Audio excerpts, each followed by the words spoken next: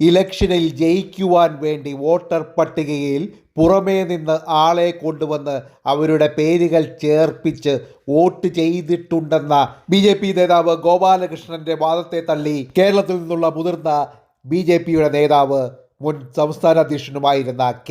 സുരേന്ദ്രൻ. ഇത് ശുദ്ധ അസംബന്ധമാണെന്നാണ് അദ്ദേഹത്തിൻ്റെ ഭാഷ്യം.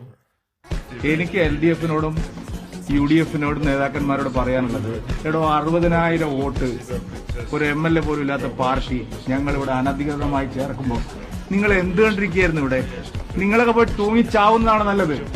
60,000 കള്ള വോട്ട് ഞങ്ങളിവിടെ ചേർക്കുമ്പോൾ കേരളത്തിലെ ഏറ്റവും വലിയ പാർട്ടി എന്ന് അവകാശപ്പെടുന്ന CPM-ഉം ഏറ്റവും വലിയ ജനപിന്തുണയുള്ള പാർട്ടി എന്ന് പറയുന്ന UDF-ന്റെയും പ്രവർത്തകർക്ക് അത് കണ്ടുപിടിക്കാൻ കഴിഞ്ഞില്ലെങ്കിൽ നിങ്ങൾ കെട്ടിത്തൂങ്ങിച്ചാവുന്നതാണ് നല്ലത്. എനിക്ക് LDF-നോടും UDF-നോടും നേതാക്കന്മാരോട് പറയാനുള്ളത്, 60,000 വോട്ട് ഒരു MLA പോലും ഇല്ലാത്ത പാർട്ടി ഞങ്ങളിവിടെ അനധികൃതമായി ചേർക്കുമ്പോൾ നിങ്ങൾ എന്ത് കണ്ടിരിക്കുകയായിരുന്നു? ഇവിടെ നിങ്ങളൊക്കെ പോയി തൂങ്ങിച്ചാവുന്നതാണ് നല്ലത്. 60,000 കള്ള വോട്ട് ഞങ്ങളിവിടെ ചേർക്കുമ്പോൾ കേരളത്തിലെ ഏറ്റവും വലിയ പാർട്ടി എന്ന് അവകാശപ്പെടുന്ന CPM-ഉം ഏറ്റവും വലിയ ജനപിന്തുണയുള്ള പാർട്ടി എന്ന് പറയുന്ന UDF-ന്റെയും പ്രവർത്തകർക്ക് അത് കണ്ടുപിടിക്കാൻ കഴിഞ്ഞില്ലെങ്കിൽ നിങ്ങൾ കെട്ടിത്തൂങ്ങിച്ചാവുന്നതാണ് നല്ലത്.